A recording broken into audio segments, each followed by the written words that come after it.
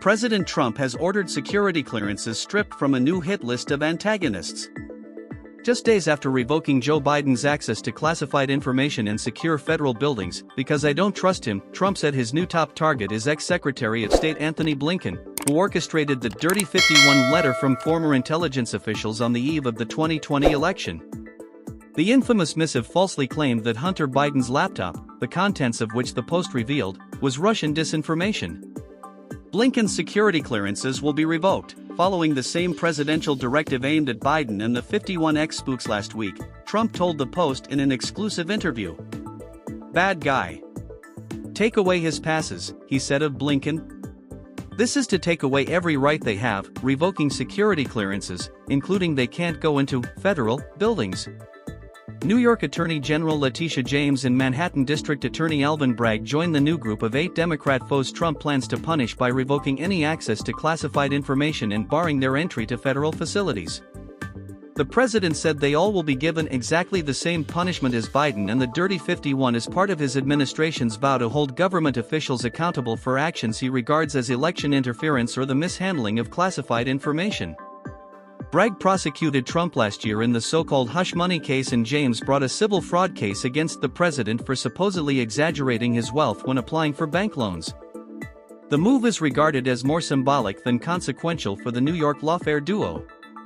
But it could hamper them in carrying out their official duties by prohibiting them from entering courthouses, prisons, and law enforcement facilities in Foley Square in Lower Manhattan, including the Thurgood Marshall and Daniel Patrick Moynihan courthouses, the Metropolitan Correctional Center, and the Jacob Javits Federal Building, which houses the FBI's New York field office.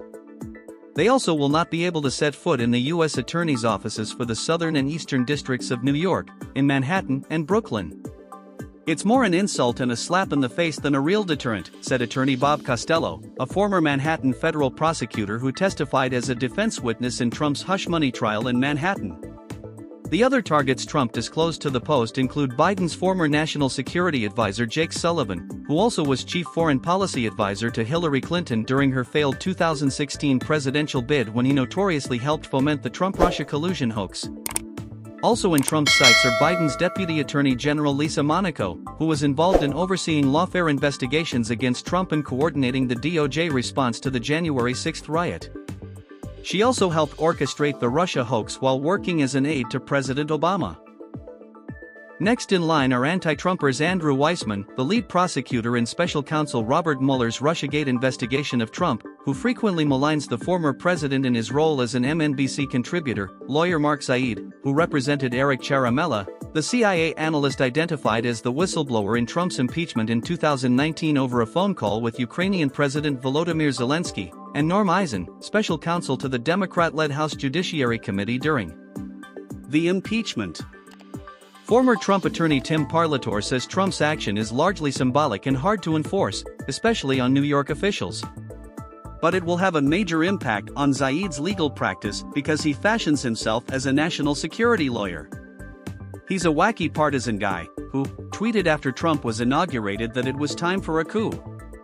He makes his money during Republican presidencies by going against the administration. Trump last week cut off Biden's access to the daily intelligence briefings normally afforded former presidents, before stripping his security clearances, telling the Post he doesn't trust his predecessor with such sensitive information. "I don't trust him. He's not worthy of trust. To safeguard national security." He told the Post his administration had no plans to investigate his predecessor, while noting that Biden did not pardon himself when he pardoned his son Hunter and 6 other family members. "I wouldn't do it specifically. If something comes up, he's certainly prime time for investigation. It's not good what he did to our country. I mean, all of this work we're doing now with getting illegal aliens out, finding murderers on the street, all of this that we're doing is because of him allowing people to come into our country.